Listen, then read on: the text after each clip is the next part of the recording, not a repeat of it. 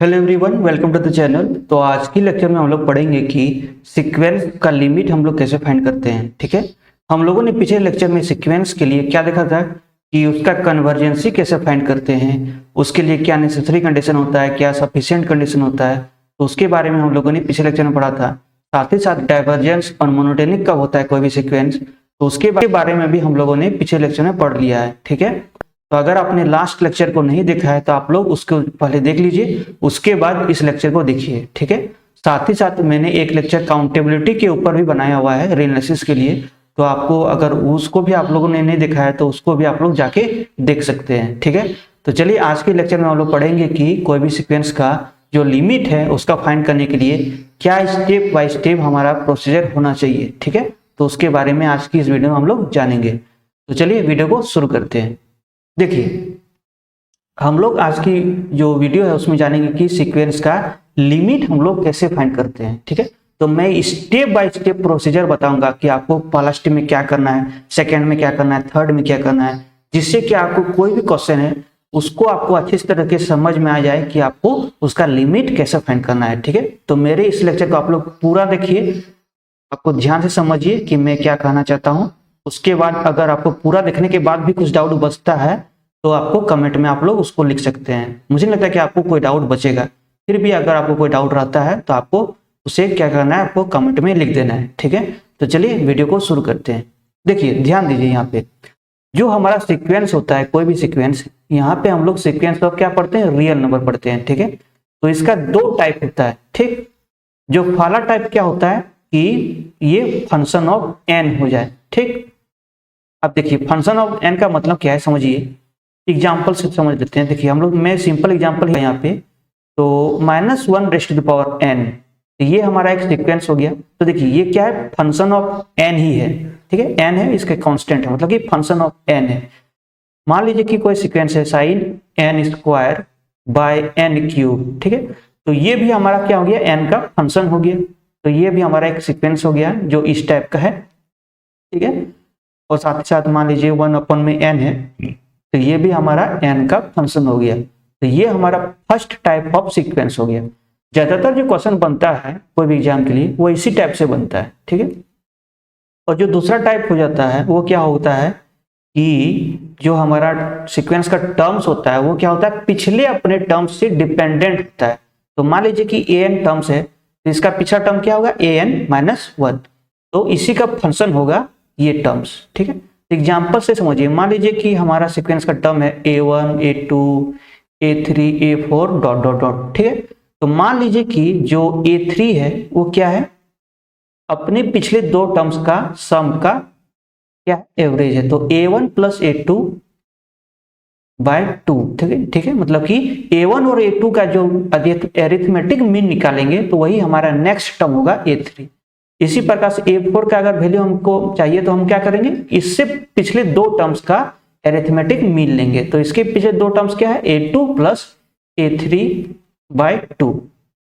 ठीक है, तो अगर इसका जनरल टर्म निकालना चाहे an+1, तो ये क्या होगा, an-1, इसके पिछले दो टर्म्स का एरिथमेटिक मीन। ठीक है, तो जो हमारा सीक्वेंस का जनरल टर्म हो गया वो क्या हो गया, यही हो गया। ठीक है, तो क्या है यहाँ पे देखिए, जो टर्म्स है वो पिछले दो टर्म का एरिथमेटिक है, मतलब कि पिछले दो टर्म से डिपेंडेंट है। तो ये हमारा हो गया दूसरा टाइप का सीक्वेंस, जहाँ पे टर्म्स क्या होता है, पिछले टर्म्स से डिपेंडेंट होता है। और ये पहला टाइप का सीक्वेंस हो गया जहाँ क्या होता है, nth टर्म n का फंक्शन होता है। ठीक है, एग्जाम्पल भी हम लोग ने देख लिया।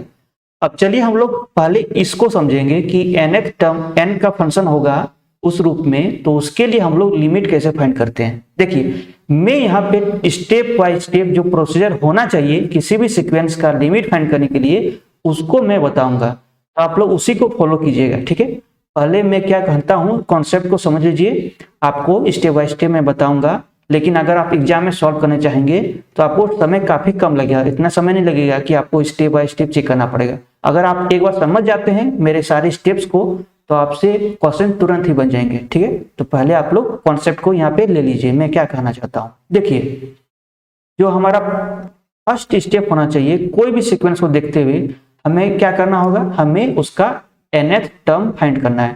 ठीक है, मतलब कि फाइंड an, ठीक है, nth टर्म। जैसे कि मान लीजिए कि हमारा एक सीक्वेंस दिया है 1/2, 1/3, ऐसे हमारा सीक्वेंस दिया है। तो इसके लिए हमें क्या करना है, nth टर्म फाइंड करना है an। तो देखिए आप लोग यहाँ पे देख लीजिए, 1 है, फिर 1/2 है, फिर 1/3 है। तो इसी तरह से इसका nth टर्म क्या होना चाहिए, 1/n। तो यही हमारा क्या हो गया, nth टर्म। तो सबसे पहले जो भी सीक्वेंस दिया है उसको, उसका nth टर्म को आप लोग ध्यान से देखिए कि उसका क्या दिया है nth टर्म, ठीक है। तो आप लोग nth टर्म फाइंड कर लिए। अब यहाँ से आप लोग लिमिट फाइंड करने के लिए आगे बढ़ सकते हैं, ठीक। तो ये हमारा फर्स्ट टर्म हो गया, सबसे पहले यही करना है, ठीक, सीक्वेंस के लिए। अब देखिए जो सेकंड जो हमारा स्टेप होना चाहिए वो क्या है, रेशनलाइजेशन। रेशनलाइजेशन मतलब जानते ही होंगे कि मान लीजिए कि इस तरह से रूट है नीचे पे, ठीक है, कोई भी सीक्वेंस का, जहाँ पे नीचे डिनोमिनेटर में क्या है, रूट ऑफ n है। रेशनलाइजेशन कर देना है, ठीक है। मतलब कि नीचे डिनोमिनेटर पे कभी भी स्क्वायर रूट नहीं होना चाहिए, ठीक है। अगर मान लीजिए कोई क्वेश्चन में इस तरह से है ही नहीं, तो इसको आप लोग क्या कीजिएगा, सेकंड स्टेप को स्किप कर दीजिएगा। लेकिन ध्यान दीजिएगा कि रेशनलाइजेशन आपको कर देना है कोई भी सीक्वेंस का अगर नीचे क्या है, स्क्वायर रूट है, ठीक है। तो ये हमारा सेकंड स्टेप हो गया। जो थर्ड स्टेप है वो क्या है, आपको कॉम्प्लीमेंट्री सबसीक्वेंस यहाँ पे अगर बन रहा है तो आपको उसको देखना है। मैं यहाँ पे समझाऊंगा डिटेल्स में कि कॉम्प्लीमेंट्री सबसीक्वेंस क्या होता है, और इसके लिए इससे रिलेटेड जितने भी कॉन्सेप्ट है सीक्वेंस का, कन्वर्जेंसी को लेके, लिमिट को लेके, उसको भी मैं यहाँ पे बताऊंगा, ठीक है। तो कॉम्प्लीमेंट्री सबसीक्वेंस, तो चलिए समझते हैं कि कॉम्प्लीमेंट्री सबसीक्वेंस क्या होता है और इसका क्या इंपॉर्टेंस है लिमिट और कन्वर्जेंसी फाइंड करने के लिए, ठीक है। हम लोग पढ़ रहे हैं कॉम्प्लीमेंट्री सबसीक्वेंस। तो देखिए इसके लिए मान लीजिए कि हमारा कोई एक सब सीक्वेंस है an, ठीक है। इसके लिए एक हम लोग बना रहे हैं सब सीक्वेंस, दो सब सीक्वेंस बना रहे हैं। सब सीक्वेंस क्या होता है, जो सीक्वेंस होता है उसके कुछ टर्म्स को छोड़ देते हैं तो बाकी जितने भी टर्म्स बच जाते हैं तो उसको बोलते हैं सब सीक्वेंस। तो मान लीजिए कि हमारा जो फर्स्ट सब सीक्वेंस है वहां पे हम लोग क्या ले रहे हैं, इवन प्लेस का टर्म्स ले रहे हैं। तो a to n, ठीक है, मतलब कि क्या ले रहे हैं, a2, a4, a6, ठीक है। इस तरह से आगे बढ़ते हैं, सारे इवन प्लेस में जितने भी टर्म्स है उसको लेते हैं। तो ये हमारा क्या हो गया, एक सब सीक्वेंस हो गया। और दूसरा सब सीक्वेंस क्या ले रहे हैं, जो भी ऑड प्लेस में टर्म्स है, ठीक है, a to n -1। तो इसमें क्या आएगा, a1 आएगा, n का वैल्यू पुट करते जाइए, फिर आएगा a3 आएगा, फिर a5 आएगा, ठीक है। इस तरह से हम लोग आगे बढ़ेंगे, इनफिनाइट टर्म्स आएगा इसमें भी, इसमें भी। तो ये हमारा दो सब सीक्वेंस हो गया। अब ध्यान दीजिए कि कॉम्प्लीमेंट्री सब सीक्वेंस क्या होता है। देखिए अगर ये दोनों सब सीक्वेंस को हम लोग मिला देंगे इसके सारे टर्म्स को, तो हमारा जो सीक्वेंस बनेगा, नया सीक्वेंस बनेगा, वो क्या बनेगा, यही हमारा पूरा सब सीक्वेंस, पूरा सीक्वेंस बन आ जाएगा, ठीक है। क्योंकि यहाँ पे सारा ऑड प्लेस वाला टर्म्स और यहाँ पे सारा इवेंट वाला टर्म्स आ जाएगा, दोनों मिलके an बन जाएगा। तो इसी दो सब सीक्वेंस को हम लोग बोलेंगे कॉम्प्लीमेंट्री सब सीक्वेंस, ठीक है। यहाँ पे सब छूट गया है, सब सीक्वेंस। तो ये हो गया कॉम्प्लीमेंट्री सब सीक्वेंस का डेफिनेशन। तो इसका क्या इंपॉर्टेंस है कोई भी सीक्वेंस के लिए, उसको समझेंगे। देखिए आप लोग नोट करते जाइए, ठीक है। मान लीजिए कि हमारा जो सीक्वेंस an है वो कन्वर्जेंट है और उसका n लिमिट है, ठीक है। मैं आगे बताऊंगा कि सीक्वेंस का लिमिट कैसे फाइंड करते हैं। पहले आप लोग इसको कॉन्सेप्ट को यहाँ पे समझ लीजिए कि कोई भी सीक्वेंस दिया है n, उसका लिमिट दिया है l। तो इसका जितना भी सब सीक्वेंस है, ठीक है, मान लीजिए इसका सब सीक्वेंस को हम लोग इस तरह से डिनोट करते हैं, ठीक है, a n ni, ठीक है। ये सब सीक्वेंस हो गया, कोई भी सब सीक्वेंस। तो ये इसका भी लिमिट क्या होगा, l होगा। मतलब कि ये भी कन्वर्जेंट होगा और इसका भी लिमिट सेम होगा l, ठीक है। हर एक सब सीक्वेंस के लिए ट्रू होगा। ये पहला पॉइंट हो गया, ठीक। और मान लीजिए कि एक सीक्वेंस दिया an और देयर एग्जिस्ट कोई भी एक सब सीक्वेंस मिल रहा है हमें इसी सीक्वेंस का। ये क्या है, हमारा एक सब सीक्वेंस है, ठीक है। ये क्या है, सब सीक्वेंस, एक सब सीक्वेंस मिल रहा है जो कि क्या है, डाइवर्जेंट है, ठीक। ये क्या है, डाइवर्जेंट सब सीक्वेंस है। तब हम लोग क्या कहेंगे कि जो हमारा सीक्वेंस an है ये भी क्या है, ये भी क्या हो जाएगा, डाइवर्जेंट हो जाएगा, समझे। मतलब कि कोई भी एक सब सीक्वेंस डाइवर्जेंट मिल रहा है तो जो हमारा सीक्वेंस हो जाएगा वो क्या हो जाएगा, डाइवर्जेंट हो जाएगा, ठीक है। और जो थर्ड पॉइंट है यहाँ पे उसको देख लीजिए। देखिए मान लीजिए कि n हमारा सब सीक्वेंस है, सॉरी, और इसका एक सब कॉम्प्लीमेंट्री सबसीक्वेंस बना रहे हैं, मान लीजिए a2n, ठीक है, ये और a2n-1, ये हमारा क्या हो गया, कॉम्प्लीमेंट्री सबसीक्वेंस। मान लीजिए कि जो पहला सबसीक्वेंस है यहाँ पे कॉम्प्लीमेंट्री में, वो L पे कन्वर्जेंट कर रहा है, मतलब कि L लिमिट है, और इसका भी क्या है, मान लीजिए इसका L1 लिमिट है, इसका L2 लिमिट है। अगर L1 और L2 बराबर हो जाएगा, तो मान लीजिए इसको L से डिनोट कर रहे हैं, तब जाके हम लोग बोलेंगे, इसके बाद देखिए, इसके बाद बोलेंगे कि हमारा जो सीक्वेंस है वो भी क्या होगा, L पे कन्वर्जेंट होगा, ठीक है।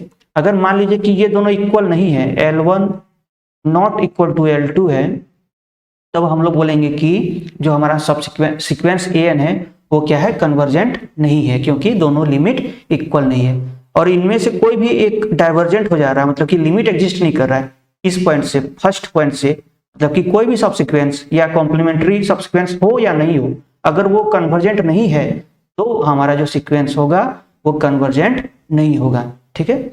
तो मुझे लगता है कि आप लोग इन तीनों पॉइंट्स को यहाँ पे समझे होंगे, ठीक। तो ये हमारा कॉन्सेप्ट था कॉम्प्लीमेंट्री सबसीक्वेंस का। तो मुझे लगता है कि आप लोग डेफिनेशन के साथ ही साथ जो मैंने ये 3 पॉइंट्स बताया है उसको भी आप लोग यूज करने सीख गए होंगे, ठीक है। इसके लिए मैं 2 एग्जाम्पल भी यहाँ पे दे दूंगा, जिससे कि आपका जो कॉन्सेप्ट है वो और भी क्लियर हो सके, ठीक है। मैं जल्दी से यहाँ पे 2 एग्जाम्पल दे देता हूँ। देखिए, जो पहला एग्जाम्पल मैं ले रहा हूँ, अगेन सिंपल एग्जाम्पल, ठीक है, मैं यहाँ पे सिंपल एग्जाम्पल ले रहा हूँ। इसी वीडियो में मैं थोड़ा जो डिफिकल्ट एग्जाम्पल है उसको भी मैं दूंगा, ठीक है। तो फिलहाल के लिए आप लोग वीडियो को देखते जाइए, ठीक। तो -1 raised to the power n, ये हमारा एक सीक्वेंस हो गया। इसका अगर हम लोग जो भी इवन प्लेसेस में जो टर्म्स है उसको निकालना चाहें तो क्या हो जाएगा, -1 raised to the power 2n, ठीक है। और इसका जो ऑड प्लेस में टर्म्स आएगा वो क्या आएगा, -1 2n-1, ठीक है। तो ये क्या हो गया, 2 सबसीक्वेंस हो गया, और दोनों क्या है, कॉम्प्लीमेंट्री सबसीक्वेंस है, क्योंकि दोनों मिलके हमारा सीक्वेंस पूरा का पूरा आ जाएगा, ठीक है। अब देखिए ये क्या हो जाएगा, 1, ये कांस्टेंट सबसीक्वेंस हो जाएगा, 1 1 1 और इस तरह से आगे बढ़ेंगे। ये भी कांस्टेंट सबसीक्वेंस हो जाएगा, -1 -1 इस तरह से आगे बढ़ेंगे। तो ये दोनों कांस्टेंट सबसीक्वेंस हो गया। अब देखिए जो हमारा ये सीक्वेंस है कांस्टेंट, ये क्या है, कन्वर्जेंट होगा। कांस्टेंट सबसीक्वेंस कन्वर्जेंट होता है हमेशा, और इसका लिमिट क्या हो जाएगा, 1 हो जाएगा, और इसका लिमिट -1। अब देखिए दोनों इक्वल तो नहीं है, दोनों यहाँ पे कन्वर्जेंट है, लेकिन दोनों का लिमिट क्या है, डिफरेंट है। तो यहाँ पे डिफरेंट आ गया, इसीलिए हमारा जो सीक्वेंस है वो भी कन्वर्जेंट नहीं होगा। कहाँ, किस पॉइंट से, इस पॉइंट से, 3 पॉइंट से, नंबर 3 पॉइंट से, ठीक है। अब देखिए और एक एग्जाम्पल मैं यहाँ पे ले रहा हूँ। तो देखिए -1 raised to the power n divide by n, अगर इसका 2 हम लोगों को कॉम्प्लीमेंट्री सबसीक्वेंस हम लोगों को फाइंड करना है तो हम लोग क्या फाइंड करेंगे, तो सबसे पहले इवन वाला, तो -1 के पावर में इवन रहेगा तो +1 आ जाएगा, ठीक है, नीचे में 2n, और यहाँ पे अगर ऑड वाला टर्म्स देखना चाहे तो ऊपर है -1, क्योंकि -1 के पावर में ऑड लेंगे तो हमेशा -1 आएगा, और नीचे पे 2n-1। तो ये 2 हमारा कॉम्प्लीमेंट्री सबसीक्वेंस हमें मिल गया। अब देखिए जो ये ऊपर वाला सीक्वेंस है, सब सीक्वेंस है, ये कहाँ कन्वर्जन करेगा, 0 पे, ठीक है, क्योंकि n टेंड्स टू इन्फिनिटी करेंगे, इसका लिमिट निकालेंगे तो वो 0 पे कन्वर्जेंट हो जाएगा। तो डायरेक्ट यहाँ पे n टेंड्स टू इन्फिनिटी करके निकाल सकते हैं। सिमिलरली यहाँ पे देखिए n टेंड्स टू इन्फिनिटी करेंगे तो ये क्या हो जाएगा, ये भी 0 पे कन्वर्जेंट हो जाएगा। आप लोग चेक कर लीजिएगा लिमिट से, ठीक है। तो देखिए दोनों ही यहाँ पे जो कॉम्प्लीमेंट्री सबसीक्वेंस हमें मिल रहा है उसका वो दोनों ही कन्वर्जेंट है, साथ ही साथ जो लिमिट है दोनों का वो क्या है, दोनों का इक्वल है, 0 and 0। इसीलिए जो हमारा सीक्वेंस होगा वो भी कन्वर्जेंट ही होगा, और उसका लिमिट इसी लिमिट से इक्वल होगा, मतलब कि 0 होगा, ठीक है। तो ये भी हमारा 3rd पॉइंट से आ गया। तो मुझे लगता है कि आप लोग इन 2 एग्जाम्पल से समझे होंगे कि कॉम्प्लीमेंट्री सबसीक्वेंस का क्या इंपॉर्टेंस है, ठीक है। तो चलिए हम लोग इन 3 स्टेप्स को आप लोगों ने समझ लिया कि सबसे पहले nth टर्म को फाइंड करना है, उसके बाद अगर नीचे पे रूट है तो रेशनलाइजेशन कर देना है, फिर चेक कर लेना है जल्दी से कि कॉम्प्लीमेंट्री सबसीक्वेंस का यहाँ पे इंपॉर्टेंस हम लोगों को देखने को मिलता है क्या नहीं मिलता है, ठीक है। तो ये 3 स्टेप्स हो गया। अब चलिए आगे समझते हैं, ठीक है। देखिए यहाँ पे जरूरी नहीं कि मैं जो जो स्टेप्स बता रहा हूँ वो हर एक क्वेश्चन के लिए यूज होगा, ठीक है, वो जरूरी नहीं है, लेकिन आपको ये इन्हीं स्टेप्स में आगे बढ़ते जाना है, ठीक है, जिससे कि आपका हर एक सवाल बनेगा। देखिए इसके बाद जो हमारा फोर्थ स्टेप है उसमें क्या करना है, लिमिट फाइंड करना है। देखिए लिमिट में अगर मान लीजिए 0/0 के फॉर्म में आ गया कोई भी लिमिट, कोई भी सीक्वेंस का लिमिट, या फिर इन्फिनिटिव अपॉन इन्फिनिटिव क्या आ गया, तो आपको क्या करना है, आप लोग जानते ही होंगे, आपको एल हॉस्पिटल रूल यूज करना है, ठीक है। देखिए इसका लिए एग्जांपल मैं ले रहा हूं, मान लीजिए कि क्या है हमारा एग्जांपल, लिमिट का एग्जांपल, मान लीजिए n tends to infinitive, sorry n tends to 0 sine n upon में n। अब देखिए ये 0/0 के फॉर्म में आ गया, तो आपको क्या करना है, ऊपर नीचे डिफ्रेंशिएट कर देना है, ठीक। तो साइन n का डिफ्रेंशिएट करेंगे तो हमें क्या मिलेगा, क्या मिलेगा, कॉस n मिलेगा, ठीक है, n tends to 0 cos n, और नीचे n का डिफ्रेंशिएट करेंगे तो हमें मिलेगा 1। तो यहाँ पे n का वैल्यू 0 पुट कर दीजिए तो cos 0 1, तो इसका जो वैल्यू होगा वो क्या मिलेगा 1। तो इस तरह से आपको अगर लिमिट फाइंड करना है और 0/0 या फिर इन्फिनिटी मिल रहा है तो आपको क्या क्या करना है, एल हॉस्पिटल रूल यूज करना है, ठीक है। तो ये हमारा फोर्थ टर्म हो गया। मान लीजिए कि देखिए कोई हमारा इस तरह से टर्म्स है n tends to infinity n into ये दिया है, ठीक है। देखिए यहाँ पे n इंटू साइन 1/n दिया हुआ है। तो देखिए इस तरह से आपको क्या करना है, आपको 1/n जहां जहां है उसको क्या कर देना है, पलट देना है, ठीक है। तो यहाँ पे n टेंड्स टू क्या हो जाएगा, 0 हो जाएगा, इन्फिनिटी को पलटिएगा तो 0 हो जाएगा। अब देखिए यहाँ पे क्या है, n है, तो इसको 1/n पुट कर दीजिए यहाँ पे।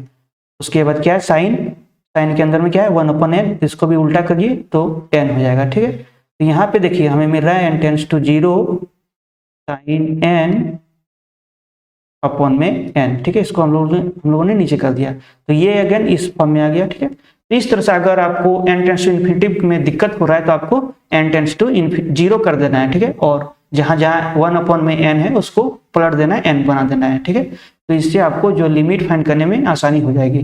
तो आपको इसको, इस पॉइंट को भी ध्यान दे देना है, ठीक है। और बाकी एल हॉस्पिटल रूल आपको कहाँ यूज करना है उसको भी मैंने बता दिया, ठीक। ये हमारा फोर्थ स्टेप हो गया लिमिट फाइंड करने के लिए, ठीक। अब देखिए जो हमारा फिफ्थ स्टेप होता है वो क्या होता है, उसको भी हम लोग चलिए देखते हैं। इसके बाद है, मान लीजिए कि 1⁻∞ इस फॉर्म में आ रहा है। देखिए कोई भी लिमिट है f(x) के पावर में gx, इस तरह से अगर लिमिट है x के टर्म्स में, यहाँ पे मैं वेरिएबल ले रहा हूँ, ठीक है। तो कोई भी लिमिट है x टेंड्स टू कुछ भी है, अगर इसका लिमिट 1 टेंड्स टू इन्फिनिटी इस फॉर्म में आ जाए तो हमें क्या करना है। देखिए इसके लिए मैं एग्जांपल दूंगा, तो इसके लिए जो फॉर्मूला है उसको देख लीजिए। आपको एक्सपोनेंशियल लिख देना है, e⁻⁴ यहाँ पे पावर में आपको काम करना है, तो जो भी x टेंड्स टू रहता है उसको अप्लाई कर दीजिए। उसके बाद क्या करना है, देखिए लिमिट के अंदर में क्या लिखना है, f(x), जो f(x) है उसमें क्या करना है, 1 को घटा देना है, ठीक है, और जो पावर में gx है उससे मल्टीप्लाई कर देना है। तो जो भी आपको लिमिट मिलेगा वही इसका वैल्यू हो जाएगा। देखिए एग्जांपल समझते हैं, ठीक है, इससे भी काफी सारे क्वेश्चन बनते हैं। देखिए ध्यान दीजिए, मान लीजिए n tends to infinity 1 + 1/n raised to power n। देखिए जो हमारा यहाँ पे सीक्वेंस क्या है, ये है, ठीक है, ये हमारा सीक्वेंस हो गया। तो इसका लिमिट फाइंड करना है, तो इसके लिए क्या करेंगे, n टेंड्स टू इन्फिनिटी कर देंगे, ठीक है, क्योंकि ये क्या फंक्शन ऑफ n है। तो यहाँ पे लिमिट फाइंड करने के लिए यही करते हैं हम लोग, डायरेक्ट लिमिट अप्लाई कर देते हैं n टेंड्स टू इन्फिनिटी, ठीक है। अब देखिए अगर इसका n tends to infinity put करेंगे हर एक n के जगह में, तो यहाँ पे ध्यान दीजिए 1 + 1/∞, तो 1/∞ क्या होता है, 0 होता है, ठीक है, और यहाँ पे पावर में n है तो पावर में इन्फिनिटी, तो इसका मतलब 1⁻∞। तो 1⁻∞ इस फॉर्म में आ गया, ठीक है, इस फॉर्म में आ गया। तो हमें क्या यूज करना है उसको देख लीजिए।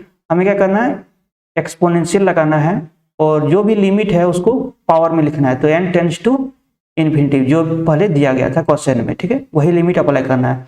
उसके बाद f(x) - 1 करना है। तो f(x) का वैल्यू क्या है यहाँ पे 1 + 1/n, और क्या करना है -1 करना है, तो -1, ठीक है, और इनटू में क्या करना है, gx करना है। तो gx क्या है यहाँ पे n है, n में n को मल्टीप्लाई कर देना है, ठीक है। तो ये हमारा क्या हो गया, ये हमारा लिमिट का वैल्यू यही मिल जाएगा, ठीक है। तो x e⁻ limit n tends to infinitive, तो यहाँ पे +1 यहाँ पे -1, ये दोनों कैंसिल आउट हो जाएगा तो बचेगा सिर्फ 1 अपॉन में n और इंटू n, तो n कैंसिल हो जाएगा, बचेगा 1। ठीक है, तो देखिए 1 बच गया तो मतलब कि e⁻1 मतलब कि e। तो देखिए जो ये लिमिट, ये सीक्वेंस था हमारा, उसका जो लिमिट है वो क्या बन जाएगा हमारा e।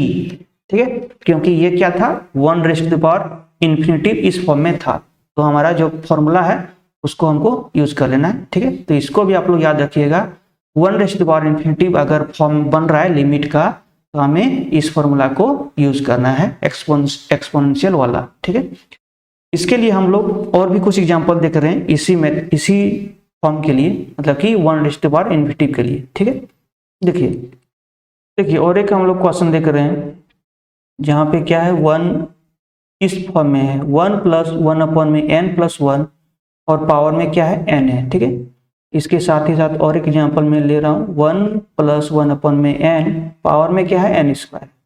देखिए ये क्या है हमारा सब सीक्वेंस दिया है। ठीक है, इसका हमें क्या फाइंड करना है, लिमिट फाइंड करना है, ये क्वेश्चन हो गया। सबसे पहले क्या करना है, n टेंस टू इन्फिनिटिव कर देना है, लिमिट फाइंड करना है। ठीक है, तो अगर n टेंस टू इन्फिनिटिव करेंगे तो इसका जो वैल्यू आएगा उसको देखते हैं। तो यहाँ पे 1 अपॉन में इन्फिनिटी +1 मतलब कि इन्फिनिटिव, 1 अपॉन इन्फिनिटिव तो 0। ठीक है, और पावर में n है तो इन्फिनिटिव रख दीजिए, तो ये किस फॉर्म में आ गया, 1 के पावर में इन्फिनिटिव के फॉर्म में आ गया। ठीक है, तो इसके लिए हम लोग सिमिलरली वही फॉर्मूला यूज करेंगे एक्सपोनेंशियल वाला।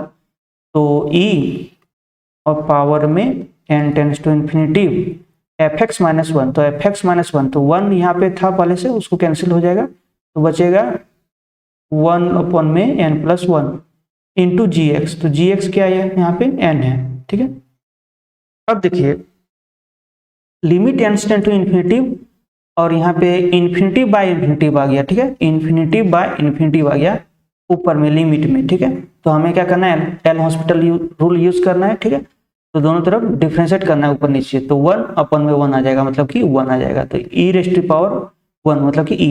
तो इस सीक्वेंस का भी जो लिमिट है वो क्या मिलेगा, हमें e मिलेगा। ठीक है, अब चलिए इसके लिए चेक करते हैं। देखिए ये भी हमारा 1 + 1/n, तो 1/∞ मतलब कि 0 और n² मतलब कि इन्फिनिटिव स्क्वायर मतलब कि इन्फिनिटिव। ठीक है, तो ये भी 1⁻∞ इस फॉर्म में आ गया। तो इसके लिए भी सेम हम लोग एग्जाम यहाँ पे यही रूल अप्लाई करेंगे एक्सपोनेंशियल वाला, तो इसका वैल्यू आएगा e⁻, लिमिट अप्लाई करेंगे ऊपर में पावर में n tends to infinitive fx -1, तो यहाँ पे पहले से 1 था तो वह कैंसिल आउट हो जाएगा, तो बचेगा 1 अपॉन में n और इंटू gx, तो gx का वैल्यू क्या है n², तो n²। ठीक है, तो इसका वैल्यू हमें मिलेगा e⁻n टेंस टू इन्फिनिटिव ऊपर में n कैंसिल आउट होने के बाद। अब देखिए ऊपर में क्या बचेगा, limit n tends to infinitive n, तो ये डाइवर्जेंट हो गया मतलब कि इन्फिनिटिव हो जाएगा, तो e⁻∞ मतलब कि ये टेंस कर जाएगा कहाँ पे, इन्फिनिटिव पे। तो मतलब कि जो ये सीक्वेंस है वो क्या हमारा डाइवर्जेंट सीक्वेंस है। ठीक है, ये हमारा एक डाइवर्जेंट सीक्वेंस हो गया। तो इस तरह से आप लोग 1⁻∞ अगर इस फॉर्म में आता है तो इसका फॉर्मूला जो है e⁻, इस फॉर्म में जो भी फॉर्मूला है उसको आप लोग अप्लाई कर दीजिएगा। ठीक है, तो मुझे लगता है कि आप लोग इसको समझे होंगे। चलिए और एक एग्जांपल मैं यहाँ पे ले लेता हूँ, थोड़ा जो कॉम्प्लेक्स एग्जांपल है 1⁻∞ के लिए। देखिए आप लोग खुद से बनाने की कोशिश कीजिए, इसमें देखिए आपसे बनता है कि नहीं। जो क्वेश्चन है यहाँ पे लिमिट है, लिमिट x टेंस टू 0, ठीक है, 1 power x + 2 power x dot dot dot n के पावर में x अपॉन में क्या है n है। ठीक है, और इसका होल पावर क्या है 1 अपॉन में x। चलिए आप लोग यहाँ पे वीडियो को पॉज कर दीजिए, आप लोग खुद से यहाँ पे सॉल्व करने की कोशिश कीजिए कि इस लिमिट का वैल्यू क्या आता है। ठीक है, चलिए मैं यहाँ पे सॉल्व कर देता हूँ। अब देखिए ध्यान दीजिए कि अगर आप लोग x के बाद की जगह में 0 पुट करेंगे हर एक जगह यहाँ पे, तो क्या मिलेगा, देखिए तो 1 के पावर में 0 तो 1, 2 के पावर में 0 तो भी 1, उसी प्रकार से n के पावर में 0 तो भी 1, मतलब कि 1 + 1 + 1 प्लस इस तरह से हम लोग आगे बढ़ेंगे कहाँ तक, nth टर्म तक। तो क्या मिलेगा यहाँ पे 1 + 1 + 1 n बार, मतलब कि n × 1 ऊपर में। ठीक है, और नीचे क्या था, पहले से n था, और पावर में देखिए क्या है 1 के पावर में 1 के अपन में x का वैल्यू 0 पुट करेंगे तो इन्फिनिटी, ठीक है। तो देखिए यहाँ पे ऊपर भी n नीचे भी n, तो मिलेगा 1 के पावर में इन्फिनिटी। तो अगेन हमारा क्या आ गया, 1 के पावर में इन्फिनिटी इस फॉर्म में आ गया। लेकिन ध्यान दीजिए, अब अगर हम लोग इस रूल को यहाँ पे अप्लाई करना चाहें इस क्वेश्चन के लिए, तो हम लोग इजिली नहीं यहाँ पे अप्लाई कर सकते हैं इस फॉर्मूला को, e⁻ लिमिट जो भी है f(x-1) इंटू gx, इसको यहाँ पे डायरेक्टली हम लोग यूज नहीं कर पाएंगे। आप लोग खुद से यहाँ पे यूज करके देख लीजिएगा, आप लोग से नहीं होगा। देखिए यहाँ पे क्या करना है, हमें सबसे पहले n=2 के लिए यहाँ पे हम लोगों को प्रोसेस सॉल्व करना है, ठीक है। उसके बाद हम लोग बाय इंडक्शन यहाँ पे इस लिमिट को फाइंड कर लेंगे, ठीक है। तो सबसे पहले n=2 के लिए जो भी इस लिमिट का वैल्यू है उसको हम लोग निकालेंगे। तो देखिए यहाँ पे n=2 के लिए हमें मिलेगा, तो x के जगह में तो x ही आएगा, ठीक है। n के जगह में सिर्फ चेंज होगा, तो यहाँ पे जो n है ये क्या होगा, 2 होगा, मतलब कि सिर्फ 2 ही टर्म आएगा यहाँ पे, ठीक है। तो 1 के पावर में x प्लस 2 के पावर में x, क्योंकि n=2 है, मतलब कि जो लास्ट टर्म है n वहां पे क्या आना चाहिए, 2 आना चाहिए। तो यहाँ पे लास्ट टर्म क्या है, 2 है, ठीक है। 2 के पावर में x अपन में n है, तो n का वैल्यू क्या है यहाँ पे 2 है। तो ये हमारा सीक्वेंस हो गया। पावर में क्या था, 1/x, तो x का वैल्यू तो कुछ चेंज नहीं होगा, क्योंकि सिर्फ हम लोगों ने n का वैल्यू ही यहाँ पे चेंज किया हुआ है, ठीक है। तो ये हमारा क्वेश्चन बन गया n=2 के लिए। इसको सॉल्व कर लीजिए पहले, ठीक है। इसी तरह से n=3 के लिए हम लोग सॉल्व करेंगे, उसके बाद बाय इंडक्शन हम लोग इसका लिमिट को बता पाएंगे, ठीक है। देखिए अगर इसको फाइंड करना चाहें इस लिमिट को, तो यहाँ पे भी हम लोग सबसे पहले x की जगह में 0 पुट कर देंगे, तो 1 के पावर में 0 तो 1, और यहाँ पे 2 के पावर में 0 तो 1, तो 1 + 1 2, 2/2 1, ठीक है। और पावर में क्या है 1/0 इन्फिनिटी। तो ये भी हमारा अगेन 1⁻∞ इस फॉर्म में मिल जाएगा हमें। तो इसके लिए हम लोग जो फॉर्मूला है हमारा, जो पिछला वाला फॉर्मूला है, उसी को यहाँ पे यूज करेंगे। तो e⁻⁻ जो भी लिमिट हमें पहले से दिया हुआ था, ठीक है, उसको लिखेंगे। और जो भी f(x) है, तो यहाँ पे f(x) 1 के पावर में कुछ भी है तो 1 ही होगा, ठीक है। तो ये हमारा f(x) था, -1 कर देना है, और मल्टीप्लाई में क्या करना है gx, तो gx क्या है 1/x। चलिए इसका वैल्यू हम लोग फाइंड करेंगे। e⁻x→0, ठीक है। इसका एलसीएम लेंगे तो यहाँ पे क्या बचेगा 1 + 2⁻x - 2/2, ठीक है। और नीचे पे गुना में क्या है x है, ठीक है 2x।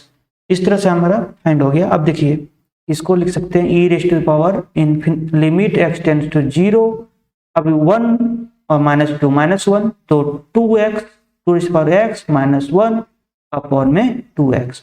अब देखिए x का जगह में 0 पुट कीजिए, तो 2 के पावर में 0 1, 1 - 1 0, ऊपर में 0 और नीचे पे 2 × 0 0, ठीक है। मतलब कि 0/0 के फॉर्म में आ गया ऊपर वाला लिमिट। तो हमें क्या करना है, अगेन एल रूल यूज करना है। ऊपर नीचे डिफरेंशिएट कर दीजिए x के रिस्पेक्ट में, क्योंकि लिमिट क्या है x में है, ठीक है।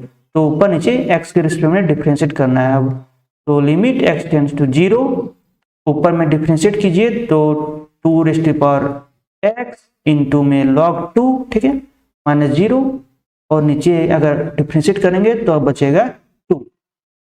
ये हमारा क्या हो गया, लिमिट आ गया। अब यहाँ पे x का वैल्यू डायरेक्ट 0 पुट कर दीजिए, ठीक है।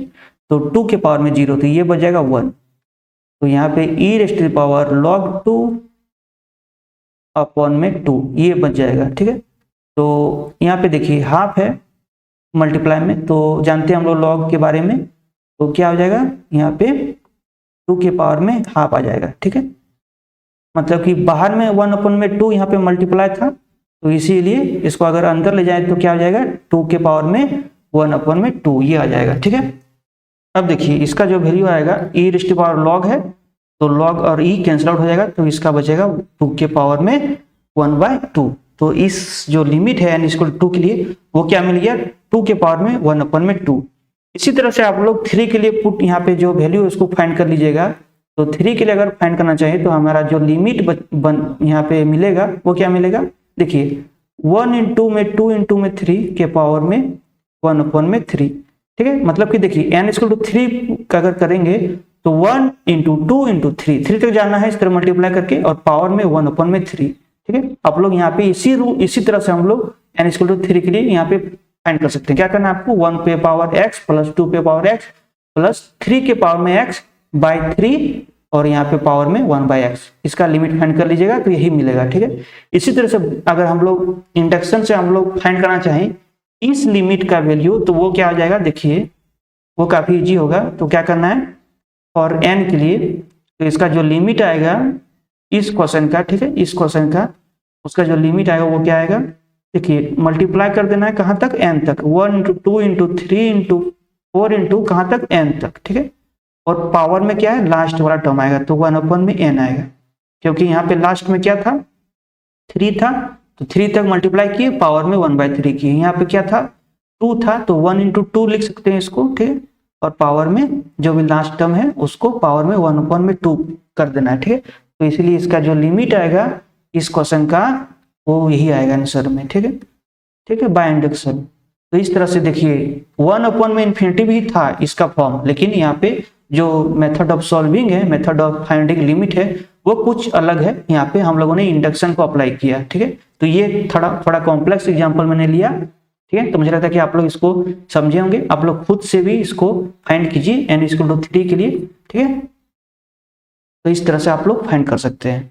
तो यहाँ तक मैंने 5 स्टेप्स बता दिए। अब चलिए आगे बढ़ते हैं, ठीक। देखिए अब हमारा 6th टर्म देखते हैं हम लोग, 6 स्टेप देखते हैं, ठीक है। यहाँ तक 5वां स्टेप हो गया था हम लोगों का। अब हमारा 6ठा स्टेप हम लोग देखते हैं। देखिए यहाँ पे मान लीजिए कि हमारा an हमारा टर्म है, ठीक है, और ये क्या है, पॉजिटिव सीक्वेंस है, positive sequence of real number, ठीक। यहाँ तक हम लोगों ने ये एज्यूम कर लिया।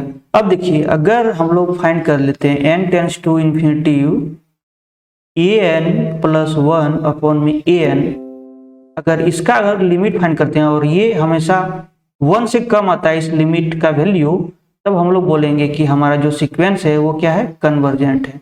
और इसका जो लिमिट है an का लिमिट वो क्या है, 0 में टेंड करता है, ठीक है। तो मुझे लगता है आप लोग समझे होंगे। सबसे पहले क्या करना है आपको, पॉजिटिव सीक्वेंस चेक करना है कि पॉजिटिव सीक्वेंस है या नहीं है। उसके बाद लिमिट चेक कर लीजिए n टेंड्स टू इन्फिनिटी, क्या करना है, an + 1 में इसका पिछला टर्म an, अगर इसका लिमिट 1 से कम होता है तो क्या होगा, हमारा सीक्वेंस कन्वर्जेंट होगा, ठीक है। और जो लिमिट होगा वो क्या होगा, 0 हो जाएगा, ठीक। अगर मान लीजिए इसका लिमिट 1 से बड़ा हो जा रहा है, 1 से बड़ा हो जा रहा है, तो ये क्या होगा, डाइवर्जेंट सीक्वेंस हो जाएगा। अगर मान लीजिए 1 के इक्वल आता है तो हम लोग बोलेंगे जो ये टेस्ट है हमारा वो क्या हो जाता है, फेल हो जाता है, टेस्ट फेल्स, कुछ नहीं कर सकते हैं, कन्वर्जेंट है या डाइवर्जेंट है, कुछ भी नहीं कर सकते हैं, ठीक है। अगर = 1 हो जाएगा इसका लिमिट। तो मुझे लगता है कि आप लोग इसको समझे होंगे। 1 से छोटा है तो कन्वर्जेंट होगा और 0 उसका लिमिट होगा पॉजिटिव सीक्वेंस के लिए, ठीक है। तो ये हमारा कॉस्ट टेस्ट हो गया। अब देखिए जो इसके बाद जो 7वां स्टेप है उसमें क्या करना है आपको, देखिए यहाँ पे ध्यान दीजिए, limit n tends to infinity an + 1 और इसका पिछला टर्म an, अगर इसका लिमिट क्या होता है, इक्वल होता है, अगर ये एग्जिस्ट होता है, पहले इसको एग्जिस्ट होना चाहिए, इस लिमिट को, ठीक है, इस लिमिट को क्या होना चाहिए, एग्जिस्ट होना चाहिए। अगर ये एग्जिस्ट होता है तो ये इसका लिमिट और limit n tends to infinity an के पावर में 1/n, दोनों का लिमिट जो होगा वो क्या होगा, सेम होगा। ये भी जो ये फॉर्मूला है ये भी काफी जगह यूज होगा। देखिए मैं बताऊंगा इसका एग्जांपल, देखिए यहाँ पे तो ध्यान दीजिए कि इसमें जो ये लेफ्ट हैंड साइड का लिमिट है उसको एग्जिस्ट होना चाहिए, ठीक है। देखिए फॉर एग्जांपल यहाँ पे ले रहा हूं मैं एग्जांपल, ठीक, ध्यान से देखिए, आपको सारा चीज आपको समझ में आएगा। देखिए मान लीजिए एग्जांपल हम लोग ले रहे हैं n के पावर में 1/n। देखिए ये क्या है, मान लीजिए इस तरह के फॉर्म में आ रहा है, an के पावर में n 1/n इस तरह के फॉर्म में आ रहा है। ये क्वेश्चन, ठीक है, ये हमारा क्वेश्चन है, इसका लिमिट फाइंड करना है। तो देखिए पावर में क्या है, 1/n है। अगर पावर में 1/n आ रहा है मतलब कि इस फॉर्म में आ रहा है, ठीक है, तो इसका भीतर वाला जो आएगा वो उसको मानेंगे an। तो यहाँ पे an क्या है, इस क्वेश्चन के लिए क्या है, n है, ठीक। अब चलिए इस लिमिट को यहाँ पे फाइंड करेंगे, इस लिमिट को इस an के लिए, ठीक है। तो यहाँ पे limit n tends to infinity क्या है an+1 अपन में an, तो ये इक्वल हो जाएगा n tends to infinity an+1। अगर n है तो an+1 क्या आ जाएगा n+1 हो जाएगा, ठीक है। और नीचे क्या है an है तो an क्या हो जाएगा n हो जाएगा। अब देखिए इन्फिनिटी बाय इन्फिनिटी आ गया, डिफरेंशिएट करेंगे तो इसका वैल्यू हमें मिलेगा 1 मिलेगा, क्योंकि देखिए और एक इसका दूसरा मेथड भी है, पावर देख लीजिए, ऊपर में पावर क्या है 1 है, मैक्सिमम पावर n का, नीचे भी मैक्सिमम पावर क्या है 1 है, दोनों इक्वल है तो इसलिए इसका कैंसिल आउट हो जाएगा और इसका लिमिट हो जाएगा 1, ठीक है। तो इसका लिमिट क्या हो गया 1 हो गया, मतलब कि यहाँ पे देखिए एग्जिस्ट होना चाहिए, तो एग्जिस्ट तो हो रहा है ये लिमिट, ठीक है, क्योंकि 1 आ रहा है इसका। अब देखिए इस फॉर्मूला से जो ये है लिमिट वो क्या हो जाएगा इक्वल हो जाएगा n tends to infinity an के पावर में 1/n। अब देखिए n क्या था, an क्या था, यहाँ से n था, तो n tends to infinity n के पावर में 1/n। इसी का तो क्वेश्चन था हमारा, यही क्वेश्चन था ना, और ये दोनों लिमिट इक्वल होता है यहाँ से, ठीक है। तो इसका लिमिट हम लोगों ने फाइंड किया हुआ है 1, तो इसका लिमिट भी क्या होगा 1 होगा, ठीक है। तो इस तरह से जो इसका लिमिट है वो क्या मिल जाएगा हम लोगों को 1 मिल जाएगा, ठीक है। तो इसको भी आप लोग याद रखिएगा, n के पावर में 1/n इसका लिमिट क्या होगा 1 होगा, ठीक है। तो जो हमारा यहाँ पे 7वां स्टेप है उसको भी आप लोगों ने समझ लिया, ठीक है। तो चलिए हम लोग अब 8वां स्टेप क्या है उसको भी देखते हैं। देखिए जो हमारा 8वां स्टेप है उसको हम लोग बोलते हैं सैंडविच रूल, ठीक है। अब सैंडविच रूल क्या है, सीक्वेंस का लिमिट चेक करने के लिए, तो उसको अब हम लोग चेक करेंगे, समझेंगे, ठीक है। देखिए हमारा मान लीजिए कि an हमारा कोई सीक्वेंस दिया है, अगर जो an का वैल्यू है वो दो सब सीक्वेंस के बीच में आ जाएगा, इसका वैल्यू मतलब कि दो सब सीक्वेंस से ये बाउंडेड हो जाए, मतलब कि bn से ये अपर बाउंड हो जाए, इसका एक सीक्वेंस मिले जो जिसका टर्म्स an से बड़ा हो हमेशा, ठीक है, हर एक n के लिए, और साथ ही साथ एक हमारा cn मिले एक सब सीक्वेंस, ये एक सीक्वेंस जिसका हर एक टर्म an के टर्म से क्या हो छोटा हो हर एक n के लिए, ठीक है। अगर इस तरह से दो सीक्वेंस मिलेगा bn और cn जो कि बाउंड्स के रूप में काम करेगा an सीक्वेंस के लिए, गिवन सीक्वेंस के लिए, ठीक है। इस तरह से दो सीक्वेंस हम लोग यहाँ पे फाइंड कर सकते हैं। अगर उसके बाद अगर मान लीजिए कि bn जो सीक्वेंस है वो l पे कन्वर्जेंट है, साथ ही साथ cn जो सीक्वेंस है वो भी क्या है l पे कन्वर्जेंट है, अगर ये दोनों हो जाए, ठीक है, bn और cn दोनों ही l पे कन्वर्जेंट हमें मिल जाए, इस तरह से दो सीक्वेंस, तब हम लोग बोलेंगे कि जो हमारा सीक्वेंस an है वो भी l पे कन्वर्जेंट होगा, ठीक है। समझ गए होंगे, सैंडविच रूल यही करता है। तो इसके लिए जो यूज करने का जो नियम है मैं एग्जांपल से समझा देता हूं आपको, ठीक है। देखिए मान लीजिए कि हमारा जो सब सीक्वेंस दिया है वो इस तरह दिया हुआ है, फैक्टोरियल n के पावर में 1/n², ये हमारा क्या दिया हुआ है एक सीक्वेंस दिया हुआ है, ठीक है। इसका हमें लिमिट फाइंड करना है, तो हम लोग चलिए सैंडविच रूल से कैसे फाइंड करेंगे उसको देखते हैं। देखिए जो हमारा यहाँ पे सीक्वेंस दिया है उसको लिखेंगे हम लोग, फैक्टोरियल n को तोड़ेंगे तो ये मिलेगा 1 × 2 × 3 × इस तरह से n तक, ठीक है। इसके पावर में क्या है 1/n²। अब देखिए ये हमेशा किससे बड़ा होगा, देखिए किससे छोटा होगा, सॉरी, देखिए यहाँ पे 1 है 2 है 3 है, कहाँ तक है n तक है, 1 के जगह में n पुट करेंगे तो ये बड़ा हो जाएगा, ठीक है। 2 के जगह में भी हम लोग क्या पुट करेंगे n पुट करेंगे, इसी तरह से जितने भी यहाँ पे नंबर है उसके जगह में क्या पुट करेंगे n, ठीक है, और पावर में क्या था 1/n², समझ गए होंगे। तो ये बड़ा हो जाएगा, ठीक है। अब देखिए n करते करते कहां तक जाएंगे nth, यहाँ पे कितने टर्म्स है, देखिए 1 2 3 n टर्म्स है, मतलब कि n को n बाय मल्टीप्लाई करेंगे तो हमें मिलेगा n के पावर में n, ठीक। और यहाँ पे जो पावर में क्या था पहले से 1/n², ठीक। तो इसका वैल्यू हमें मिल जाएगा, देखिए दोनों को मल्टीप्लाई करेंगे पावर में n × 1/n², तो इसका वैल्यू मिलेगा n के पावर में 1/n। अब देखिए जो ये सीक्वेंस मिला उसको हम लोगों ने पहले यहाँ पे प्रूव किया था कि वो क्या होता है n पे लिमिट होता है उसका, ठीक है। तो इसका जो यहाँ पे bn का जो वैल्यू मिला हमें क्या मिला, n के पावर में 1/n, तो ये 1 पे यहाँ पे कन्वर्जेंट होता है। सिमिलरली जो अगर हम लोग cn को यहाँ पे फाइंड करना चाहिए तो देखिए 1 के जगह में 1, 2 के जगह में भी अगर 1 पुट करेंगे तो छोटा हो जाएगा, ठीक। उसी प्रकार से 3 के जगह में भी 1 पुट कर देंगे तो ये छोटा हो जाएगा। उसी प्रकार से हर एक जगह में 1 पुट कर देंगे, ठीक है। और पावर में क्या था 1/n²। देखिए 1 इंटू 1 इंटू कितने टाइम्स मल्टीप्लाई करेंगे 1 को 1 के साथ nth टाइम n टाइम्स, तो वो क्या मिलेगा 1 ही मिलेगा, ठीक है। 1 को मल्टीप्लाई कीजिए कितने भी टाइम्स तो 1 ही मिलेगा, तो 1 के पावर में कुछ भी रहे तो 1, ठीक है। तो ये क्या हो जाएगा 1 जो हमारा an सीक्वेंस दिया था, मतलब कि ये सीक्वेंस, ठीक है। और ये क्या हो जाएगा 1, ये n के पावर में n, इस सीक्वेंस से छोटा हो जाएगा और 1 कांस्टेंट सीक्वेंस से ये क्या हो जाएगा बड़ा हो जाएगा, ठीक है। तो ये भी 1 पे लिमिट हो रहा है, ये भी सीक्वेंस और ये भी जो सीक्वेंस है वो भी क्या हो जाएगा 1 उसका लिमिट हो रहा है, दोनों बराबर आ रहा है। जैसे कि यहाँ पे मैंने बोला था दोनों का लिमिट बराबर होगा, तो जो बीच वाला हमारा सीक्वेंस दिया उसका भी लिमिट क्या हो जाएगा अगेन 1 हो जाएगा, ठीक है। तो इस तरह से जो हमारा सीक्वेंस दिया है क्वेश्चन में, ये सीक्वेंस उसका लिमिट क्या हो जाएगा 1। किस तरह से हम लोगों ने फाइंड किया, बाय सैंडविच रूल से, ठीक है। तो आप लोग समझ गए होंगे कि सबसे पहले 2 सब सीक्वेंस फाइंड करना है, bn और cn, ठीक है, इस तरह से।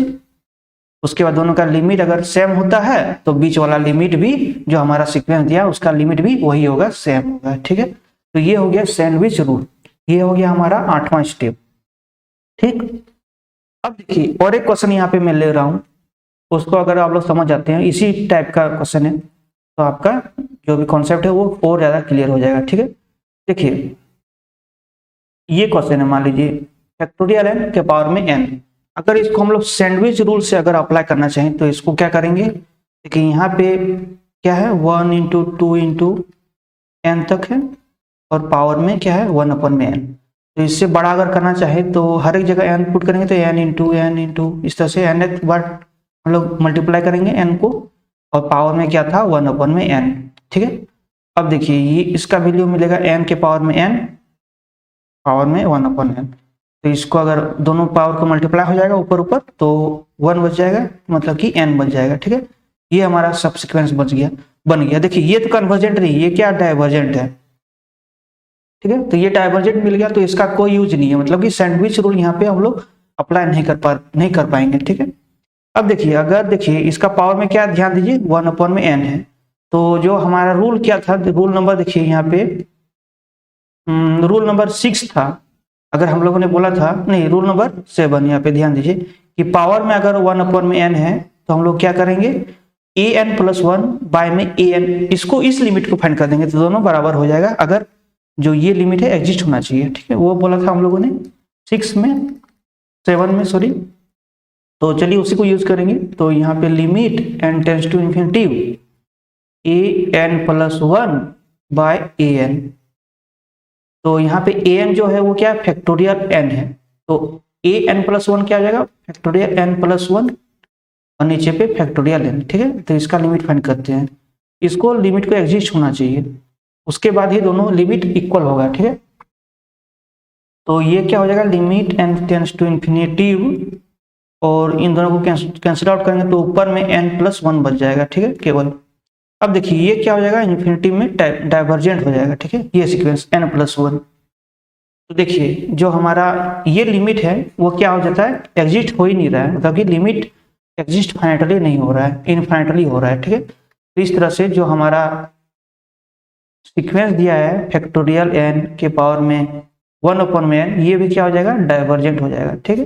क्योंकि हम लोग सैंडविच रूल से भी यहाँ पे देख नहीं पा रहे हैं और इस रूल से यहाँ पे इन्फिनिटी आ जा रहा है, इसलिए जो ये सीक्वेंस है वो क्या हो जाएगा हमारा डाइवर्जेंट सीक्वेंस है। तो आप लोग भी इसको भी याद कर सकते हैं, ठीक है। ऐसा याद कर लीजिएगा तो आपको अगर क्वेश्चन में इस तरह क्वेश्चन बनता है तो आप लोग डायरेक्टली यूज कर पाएंगे, ठीक है। तो इसको आप लोग ध्यान में रखिएगा, फैक्टोरियल n के पावर में 1/n है तो ये डाइवर्जेंट होगा, ठीक है। अगर फैक्टोरियल n के पावर में 1/n² होगा तो वो 1 पे क्या हो जाएगा कन्वर्जेंट होगा, और यहाँ पे ध्यान दीजिए n के पावर में 1/n होगा तो भी ये कन्वर्जेंट होगा और इसका लिमिट क्या होगा 1 होगा। तो ये 3 क्वेश्चन को आप लोग याद रखिएगा। यहाँ पे जो कोशिश कोशी यहाँ पे फॉर्मूला था 7 में, और सैंडविच फॉर्मूला, इन दोनों से मैंने यहाँ पे प्रूव कर दिया ये तीनों क्वेश्चन को। ठीक, तो यहाँ पे जो 8वां स्टेप तक मैंने समझा दिया। ठीक है, अब चलिए हमारा जो 9th स्टेप है उसको देखते हैं। ठीक है, 9th स्टेप, यहाँ पे ध्यान दीजिए। मान लीजिए कि कोई हमारा सीक्वेंस an है। ठीक, ये क्या है, a पे कन्वर्जेंट है, साथ ही साथ bn हमारा कोई सीक्वेंस है, वो क्या है, b में कन्वर्जेंट है, मतलब कि b इसका लिमिट है और a इसका लिमिट है। ठीक है, तो देखिए यहाँ पे हम लोग क्या क्या इसका इंप्लाई कर सकते हैं इन दोनों से। देखिए अगर हम लोग लीनियर कॉम्बिनेशन बनाते हैं ये दो सीक्वेंसेस का, तो अल्फा है कोई रियल नंबर, तो alpha an plus minus beta भी कोई रियल नंबर है, बीटा bn। ठीक है, ये हमारा एक नया सीक्वेंस हम लोग फॉर्म कर देते हैं। तो इसका लिमिट क्या होगा, अगर अगेन देखिए ये दोनों क्या कन्वर्जेंट होना चाहिए, उसके बाद हम लोग यहाँ पे लीनियर कॉम्बिनेशन लेंगे। तो इसका लिमिट क्या हो जाएगा, अल्फा, अल्फा की जगह में अल्फा, an के जगह में a पुट कीजिएगा, प्लस माइनस है, और बीटा की जगह में बीटा, और bn का लिमिट क्या है, b। तो इस सीक्वेंस का जो लिमिट होगा वो क्या होगा, alpha a plus minus beta b। ठीक है, तो आप लोग इसको भी यूज कर सकते हैं बहुत सारी जगह। ध्यान दीजिए कि आप लोग अगर ये दिया है alpha an plus minus beta bn, इसका लिमिट दिया, मतलब कि ये सीक्वेंस कन्वर्जेंट दिया हुआ है, तो यहां से हम लोग उल्टा नहीं जा सकते हैं। यहां से ये नहीं हम लोग इंप्लाई कर सकते कि an भी हमारा कन्वर्जेंट होगा और bn भी हमारा कन्वर्जेंट होगा, इसको नहीं बोल सकते हैं। ठीक है, अगर कन्वर्जेंट सीक्वेंस दिया है 2 गो, तो उसका हम लोग लीनियर कॉम्बिनेशन ले सकते हैं, मतलब कि उसका सम, उसका जो डिफरेंस है वो कन्वर्जेंट हो सकता है। ठीक है, अब देखिए अगर कोई 2 कन्वर्जेंट सीक्वेंस है तो an बाय bn, ठीक है, इसका जो डिवीजन है वो भी कन्वर्जेंट होगा, बशर्ते कि हमारा bn यहाँ पे 0 नहीं होगा। तो इसका लिमिट क्या है, क्या होगा, a अपॉन में b, if bn convergent to b और b क्या है, नॉट इक्वल टू 0। ठीक है, ये हमारा कंडीशन है। अगर ये फुलफिल हो रहा है तो इसका जो लिमिट होगा वो क्या हो जाएगा, a अपॉन में b। तो मुझे लगता है कि आप लोग इसको भी समझे होंगे। ठीक है, ये 2 फॉर्मूला हो गया। इसके बाद देखिए जो तीसरा नंबर में है वो क्या है, अगर an, यहाँ पे मैंने फिर से लिख लिया है। ठीक है, an अगर a पे कन्वर्जन करता है तो इससे क्या अप्लाई होगा, देखिए a1 प्लस में a2, इसको भी, ये भी काफी इंपॉर्टेंट फॉर्मूला है, इससे भी काफी सारे क्वेश्चन बनेंगे। मैं यहाँ पे इसके लिए भी एग्जांपल लूंगा। ठीक है, तो पहले ध्यान से समझ लीजिए मैं क्या करना चाहता हूँ। a1 plus a2 plus a3 dot dot dot आपको an तक प्लस कर लेना है, और बाय में क्या है, बाय में है n। ये हमारा एक नया सीक्वेंस हम लोगों ने फॉर्म कर लिया। इसका भी जो लिमिट होगा वो क्या हो जाएगा, a, मतलब कि इसके इक्वल। ठीक है, ध्यान दीजिए an का अगर लिमिट a है तो a1 plus a2 plus dot dot an by n, ऊपर में जितना टर्म है नीचे भी वही है। ठीक, ऊपर में nth टर्म है तो नीचे n है, तो इसका भी लिमिट क्या हो जाएगा, a हो जाएगा, सेम लिमिट होगा। ठीक है, अब देखिए और एक चीज हम लोग बोल सकते हैं, अगर an का लिमिट a है तो a1 into a2 into a3, यहाँ पे मल्टीप्लीकेशन में है, ऊपर में एडिशन था, करते करते an तक, देखिए an तक मल्टीप्लाई करना है, और इसका जो पावर में क्या है, 1 अपॉन में n है। ठीक है, ये हमारा एक सीक्वेंस हो गया। तो इसका भी लिमिट अगेन हमें क्या मिलेगा, a मिलेगा। ठीक है, तो देखिए कितना यहाँ पे इंपॉर्टेंट चीज मैं बता रहा हूँ। ठीक है, इसका भी लिमिट a होगा, इसका भी लिमिट a होगा। ठीक है, अगर an का लिमिट a होता है तो।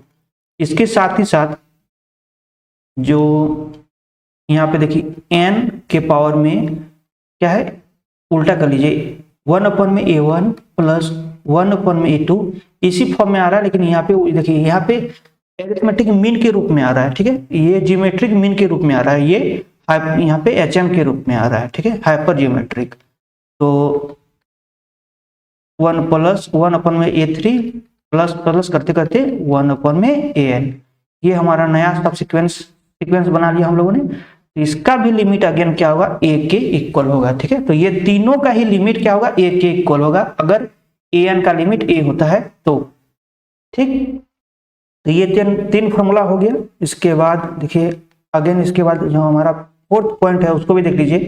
देखिए an का लिमिट क्या था, a था, इसको हम लोगों ने पहले भी लिखा था, अगेन मैं लिख लेता हूँ, बी एन का लिमिट बी है, ठीक है।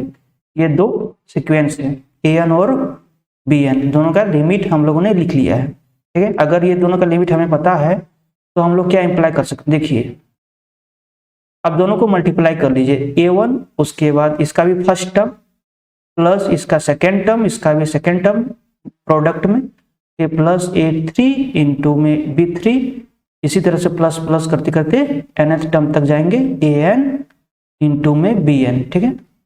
और नीचे में बाय में क्या हो जाएगा, अगेन एन आ जाएगा। ये सीक्वेंस का जो लिमिट होगा वो क्या हो जाएगा, देखिए ए इंटू बी, क्योंकि यहाँ पे प्रोडक्ट में ध्यान दीजिए।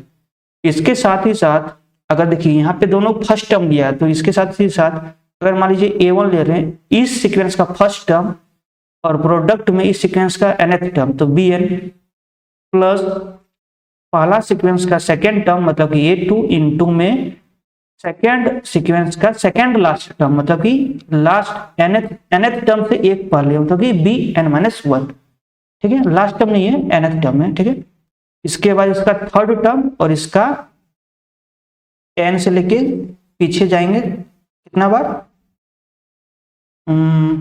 दो बार, ठीक है। ये आ गया। इसी तरह से आगे बढ़ते बढ़ते इसका nth टर्म लिखेंगे ए एन और इसका फर्स्ट टर्म बी वन, ठीक है। और बाय में एन, तो ये भी हमारा जो सीक्वेंस बनेगा इसका भी लिमिट अगेन क्या हो जाएगा, प्रोडक्ट ए इंटू बी, दोनों का लिमिट का प्रोडक्ट।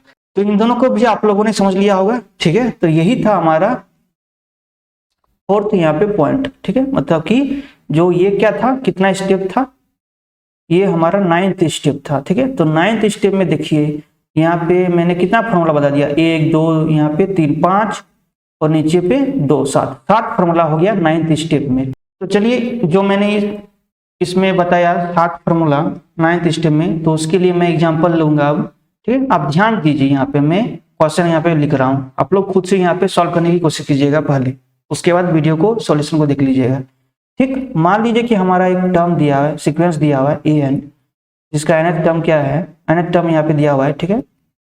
1 में n और इंटू में दिया हुआ है 1 प्लस 1/4 प्लस 1/9 प्लस प्लस आगे बढ़ते बढ़ते 1 में n स्क्वायर।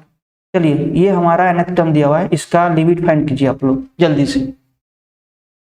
देखिए इसका सॉल्यूशन मैं आप बता देता हूँ। देखिए सबसे पहले इसका जो फॉर्म है उसको सही से लिखिए। देखिए इसको हम लोग इस तरह से लिख सकते हैं, 1 प्लस 1/4 1/9 डॉट डॉट डॉट 1 में n स्क्वायर, और यहाँ पे मल्टीप्लाई में क्या था, 1/n था, इसलिए इसको नीचे लिख दिए, ठीक है। इस तरह से हम लोगों ने बना लिया।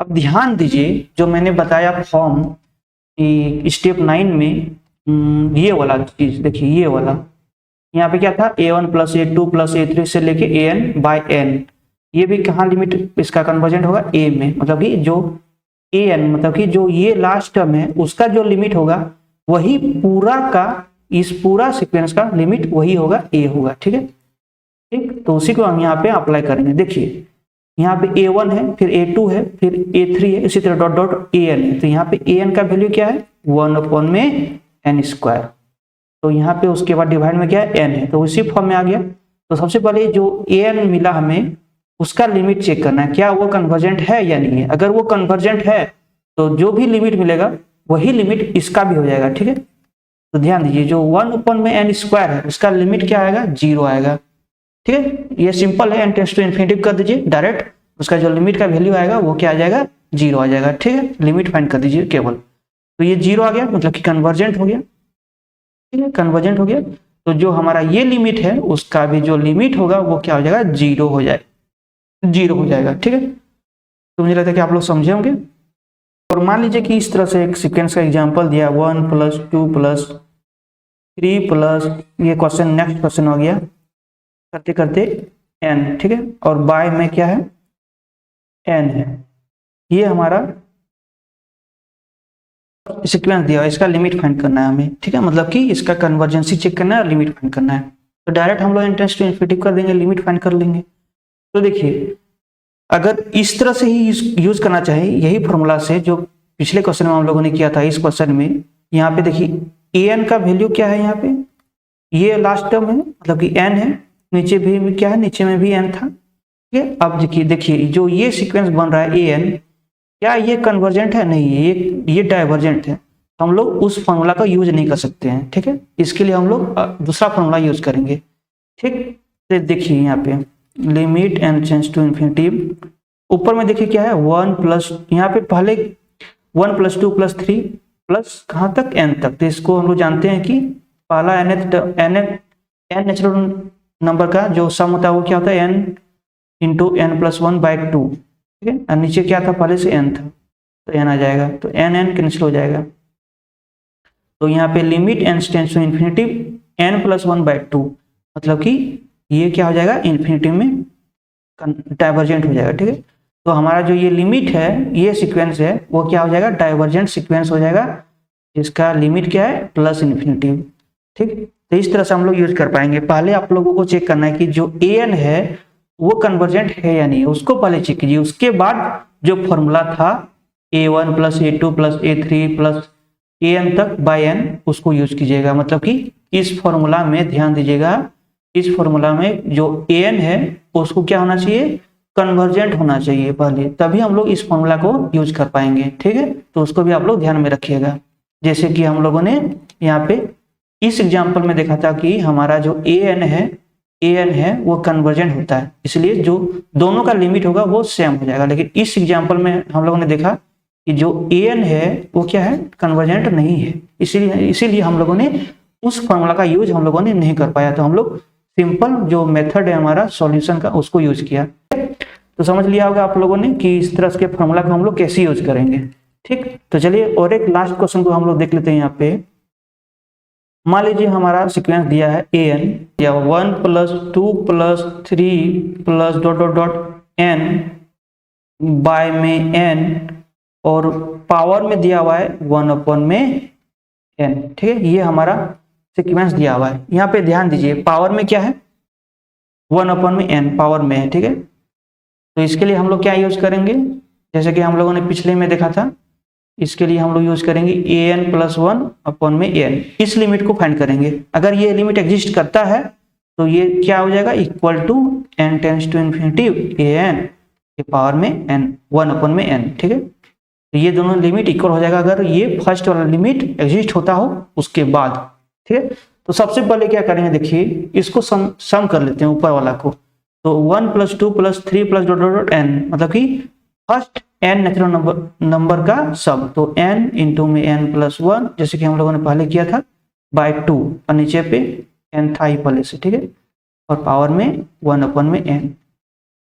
अब n कैंसिल आउट हो जाएगा, ठीक है। तो बचेगा n प्लस 1 बाय 2 के पावर में 1 में n। अब देखिए ये इस फॉर्म में आ गया, an के पावर में 1 में n, जहाँ an क्या है, n प्लस 1/2 है। अब चलिए हम लोग फाइंड करते हैं इस लिमिट को, limit n tends to infinity an plus 1 by में an, ठीक है। तो limit n tends to infinity an plus 1 find करना है। तो an अगर n प्लस 1 है तो an प्लस 1 क्या हो जाएगा, n प्लस 1 प्लस 1, ठीक है, बाय 2, नीचे पे an, तो an का वैल्यू क्या है, n प्लस 1 बाय 2। अब 2 कैंसिल आउट हो जाएगा, तो इसका वैल्यू हमें मिलेगा limit n tends to infinity, ऊपर में n प्लस 2, ठीक है, और नीचे पे n प्लस 1। अब देखिए दोनों का मैक्सिमम पावर ऊपर नीचे n का सेम है, इसलिए इसका लिमिट मिल जाएगा 1। मतलब कि जो हमारा ये लिमिट है वो एग्जिस्ट होता है फाइनली, ठीक है, 1। इसलिए जो हमारा लिमिट है, ये लिमिट है n tends to infinity an के पावर में 1 में n, उसका भी लिमिट, दोनों का लिमिट बराबर होगा, जो कि क्या होगा, 1 होगा। इसलिए मतलब कि जो हमारा ये लिमिट है उसका जो लिमिट होगा वो क्या हो जाएगा, 1 हो जाएगा, टेंड्स टू 1 हो जाएगा, ठीक है। मतलब कि जो हमारा ये क्वेश्चन है उसका हमारा कन्वर्जेंट हो जाएगा और उसका लिमिट क्या होगा, 1 हो जाएगा, ठीक है। तो मुझे लगता है कि आप लोग इसको भी समझे होंगे, ठीक। इतना तक समझ लिए। चलिए मैं और एक कॉन्सेप्ट को देता हूँ यहाँ पे, जो प्रीवियस ईयर में आया हुआ था। देखिए एक क्वेश्चन मैं यहाँ पे बता रहा हूँ, आप लोग खुद से सॉल्व कीजिए, ठीक है। मान लीजिए an कोई एक सीक्वेंस है जो कि क्या है, पॉजिटिव सीक्वेंस है।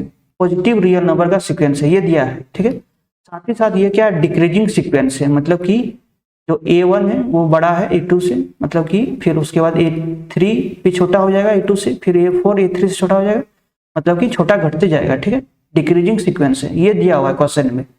अब क्वेश्चन में पूछ रहा है कि क्या limit n tends to infinity, ये प्रीवियस ईयर क्वेश्चन है CSR नेट के लिए, ठीक है। Limit n tends to infinity क्या 0 के इक्वल होगा, आपको बताना है यस या नो, या फिर limit n tends to infinity an/n ये 0 के इक्वल होगा। दोनों में बताना है कि कौन सा सही है, ठीक है। तो हम लोग इस तरह के क्वेश्चन को हम लोग क्या करते हैं कि हम लोग जो काउंटर एग्जांपल है उससे हम लोग फाइंड करना चाहते हैं। देखिए ये क्या पॉजिटिव रियल सीक्वेंस है और डिक्रीजिंग है, ठीक है। तो पॉजिटिव है और डिक्रीजिंग है, तो इसके लिए हम लोग एग्जांपल हम लोग जानते हैं, जो हमारा मोस्ट जनरल एग्जांपल क्या है, 1/n है। ये क्या है, ये 0 और n से बाउंडेड होगा, और फर्स्ट टर्म n 1 होगा, उसके बाद हाफ होगा, फिर 1/3 होगा, इस तरह से 0 के नजदीक जाते जाएंगे, ठीक है। तो ये क्या हो गया, डिक्रीजिंग सीक्वेंस हो गया, इधर से इधर बढ़ते हैं, ठीक है, 1 से लेकर इधर छोटा होते जाते हैं बाद में, और क्या है पॉजिटिव भी है, ठीक है, 0 से बड़ा भी है हर एक टर्म से इसका। तो ये सीक्वेंस जो है इस कंडीशन को फॉलो करता है, हमारा जो क्वेश्चन में दिया है, तो उसको हम लोग यूज कर सकते हैं। अब देखिए limit n tends to infinity an, तो अगर an 1/n है तो इसका जो लिमिट अगर फाइंड करना चाहते हैं, ये तो हमेशा 0 में टेंड होगा, ठीक है, तो ये 0 में टेंड हो जाता है। तो क्या हम लोग एक एग्जाम्पल से बोल सकते हैं ये हमारा स्टेटमेंट सही है, नहीं बोल सकते हैं। देखिए हम लोग काउंटर एग्जाम्पल लेके कोई भी चीज को बता नहीं सकते कि वो सही है, हम लोग सिर्फ बता सकते हैं कि वो गलत है। तो कुछ इस तरह से हम लोग एग्जाम्पल उठाएंगे an का, जो यहाँ पे ये ट्रू नहीं होगा, ठीक है। तो हम लोग an का वैल्यू हम लोग मान लेते हैं, देखिए 1 + 1/n, ये एग्जाम्पल ले रहे हैं। तो ये भी एग्जाम्पल क्या है, देखिए ये एग्जाम्पल कहाँ से कहाँ तक होगा, देखिए 1 से लेके 2, इसका जो फर्स्ट टर्म होगा A1 होगा वो क्या होगा 2 होगा। देखिए n का वैल्यू 1 पुट कीजिएगा तो क्या मिलेगा, 1 + 1 2 मिलेगा। उसके बाद घटते जाएंगे घटते जाएंगे घटते जाएंगे, ये जाके कहाँ तक आएगा, 1 में इसका लिमिट आएगा। इसका लिमिट क्या होगा, n टेंड्स टू इन्फिनिटी में ये 1 पे लिमिट करेगा, इसका कन्वर्जेंट करेगा, ठीक है। तो ये 2 और 1 के बीच में ही रहेगा, और ये डिक्रीजिंग होगा, ठीक है। पॉजिटिव भी हो गया, डिक्रीजिंग भी हो गया, कंडीशन यहाँ पे सेटिस्फाई हो गया हम लोगों का, जो यहाँ पे क्वेश्चन में दिया हुआ था। तो हम लोग इस एग्जाम्पल को यूज कर सकते हैं। अब देखिए अगर इसका लिमिट देखना चाहे तो लिमिट क्या है, 1 है, तो इसका लिमिट 1 है, 0 तो नहीं है, क्योंकि यहाँ पे कहा गया था कि हमेशा लिमिट क्या होगा 0 होगा, लेकिन यहाँ पे लिमिट 1 मिल जा रहा है इस एग्जाम्पल के लिए।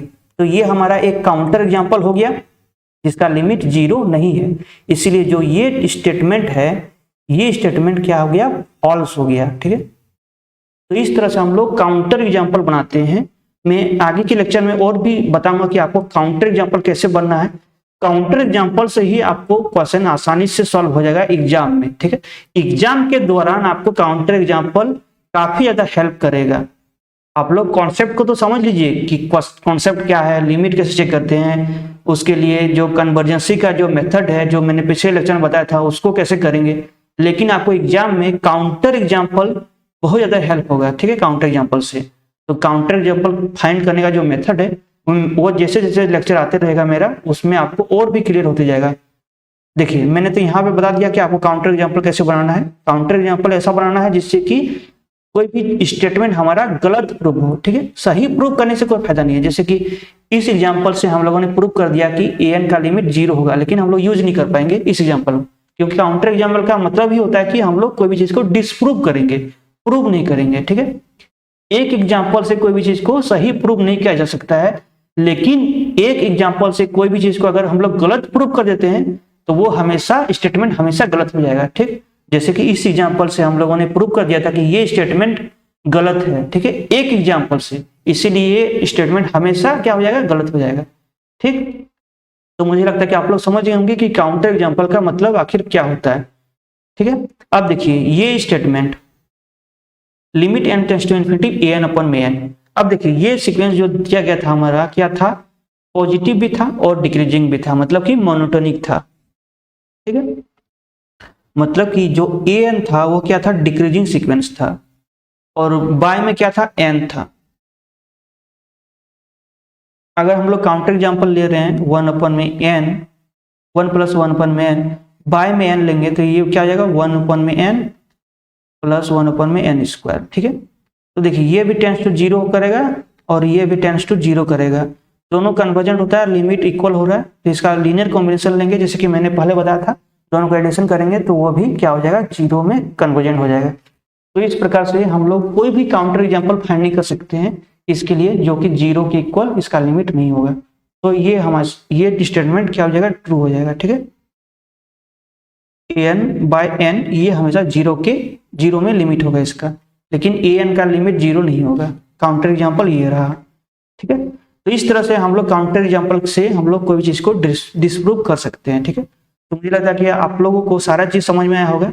अब देखिए लास्ट में मैं कुछ बता देता हूँ, कुछ फॉर्मूला जो कि क्या था, जो मैंने सीक्वेंस का 2 टाइप बताया था, जो कि पहला टाइप क्या था n के फंक्शन के रूप में, तो उसके लिए मैंने जितने भी स्टेप्स मैंने बताया था 9 स्टेप्स आपको 1 बाय 1 यूज करते जाना है सारे एग्जांपल्स के लिए। ठीक, अब चलिए मैं जो सेकंड टाइप का जो सीक्वेंस मैंने बताया था कि पिछले टर्म्स के डिपेंडेंट होगा नेक्स्ट टर्म, तो उसके लिए मैं कुछ एग्जांपल्स लूंगा और उसके लिए डायरेक्टली जो लिमिट का वैल्यू है उसको मैं बता दूंगा, आप एज फॉर्मूला उसको याद कर लीजिएगा। ठीक है, अगर आपको उसको प्रूफ देखना है तो उसको आप लोग कमेंट में लिख सकते हैं, मैं नेक्स्ट लेक्चर में उसका प्रूफ भी दे दूंगा। ठीक है, तो चलिए मैं कुछ एग्जांपल्स लेता हूं जो हमारा सीक्वेंस का टाइप है, जो मैंने सेकंड रूप में बताया था, उसके लिए मैं यहाँ पे एग्जांपल दे देता हूं। देखिए फर्स्ट एग्जांपल, मान लीजिए an प्लस 1 क्या है,